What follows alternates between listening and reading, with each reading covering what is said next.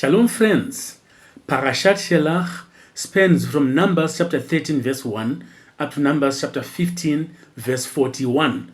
Shelach is a Hebrew word that is taken from Numbers chapter 13 verse 2, where it says, "Send some men on your behalf to investigate the land of Canaan, which I am giving to B'nei Ysrael. Each man you are to send will be a prince of the tribe of his fathers, a man from each tribe. So, send some men on your behalf," which in Hebrew says, Shlach licha anashim, is where the word Shelach comes from in Parashat Shelach.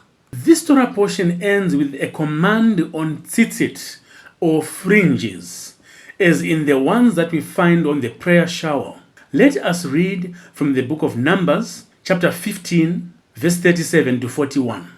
Adonai spoke to Moses, saying, "Speak to B'nei Ysrael, say to them that they are to make for themselves Tzitzit on the corners of their garments throughout their generations, and they are to put a blue cord on each Tzitzit.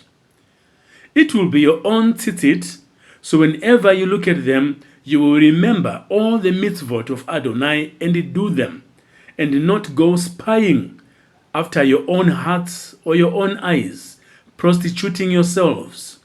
This way you will remember and obey all my mitzvot, and you will be holy to your God. I am Adonai your God. I brought you out of the land of Egypt to be your God. I am Adonai your God." This mitzvah, or this command, serves as a powerful physical reminder of God's commandments, designed to prevent a person from going astray, spying out after his own heart and his eyes, prostituting himself. It acts as a daily physical and spiritual anchor for godly mindfulness and continuity. God says that you may look upon it and remember all the commandments of the Lord. How? It disrupts the spies of your heart in the sense that the eyes see, the heart desires, and the body commits the sin. The fringes become a circuit breaker in that looking at them interrupts a reactive, impulsive state of mind and pulls you back into an internal awareness of God's omnipresence, thereby leading you to abandon the cycle of thoughts that were otherwise going to lead you into sin. By visually redirecting attention, the fringes serve as an intermediate bridge between daily human activity, including online disruptions on your mobile device, and so on, into godly continuity and divine mindfulness. That is, if you are one who reads the Word of God and it dwells in you. By donning the tzitzit, it's like the wearer is putting on time itself, as it continues from Numbers chapter 15 verse 41, where it says, "I am Adonai your God. I brought you out of the land of Egypt to be your God. I am Adonai your God." Scholars emphasize that putting on tzitzit is not only a memorial for the past, but an active bridge linking the Exodus back then until the present day.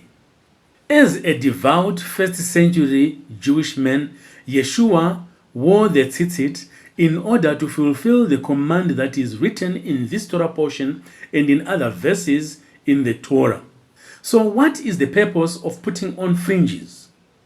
It is to act as a visual reminder to keep God's laws and to live a holy, set-apart life. As we read from verse 39, it says, "It will be your own tzitzit. So whenever you look at them, you will remember all the mitzvot of Adonai and do them, and not go spying out after your own hearts and your own eyes, prostituting yourselves. This way you will remember and obey all my mitzvot, and you will be holy to your God. I am Adonai your God. I brought you out of the land of Egypt to be your God. I am Adonai your God."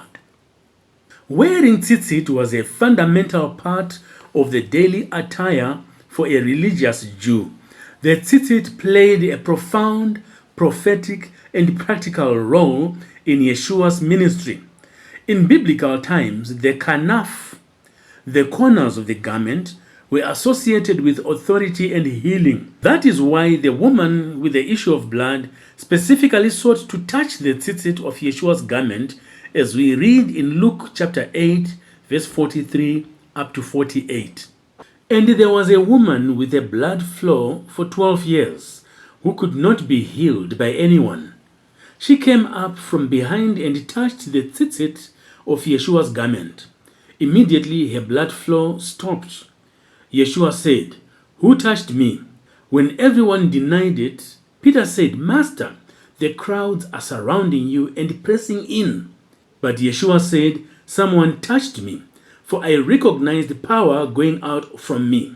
Then, seeing that she did not escape notice, the woman came trembling and fell prostrate before him.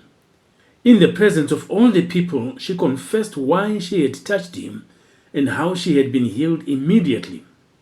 He said to her, "Daughter, your faith has made you well. Go in shalom." Even though Yeshua wore the tzitzit to fulfill the law, he famously criticized the religious leaders of his day who wore exaggerated, oversized tzitzit just to show and demonstrate their piety, rather than to keep the spirit of the commandment. Let me ask you a question, friend. What is your reason for donning the prayer shower? Thank you so much for watching. Call Tuv. All the best.